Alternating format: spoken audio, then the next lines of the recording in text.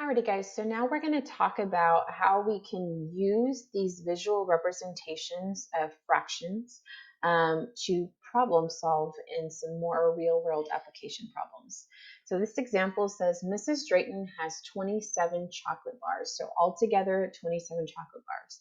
She shared 2/3 of her chocolate with her class. So the two questions that we have here are how many bars did she share out? And the extra question that I've kind of added in on here are how many bars does she have left over?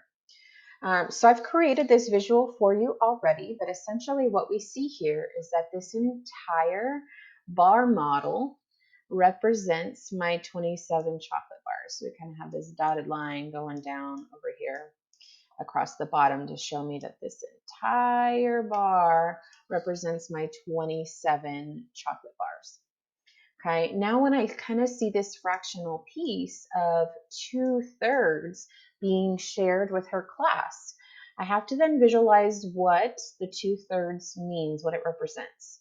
So if I visualize just the fraction itself, 2/3, and I can go back to those pie chart examples that we just practiced with, that means I'm taking something, I am breaking it into 3 equal pieces. Okay, so that's what that denominator tells me, and that I'm going to use up 2 of those pieces. Okay, so that's what you see happening here with my bar. It is broken down into 3 pieces.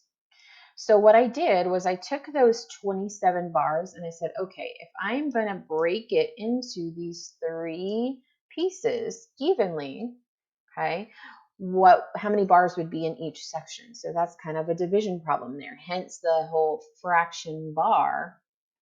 That kind of just means divide by 3 all in its own, right? Okay, so 27 divided by 3 says that 9 bars will be in each one of these sections.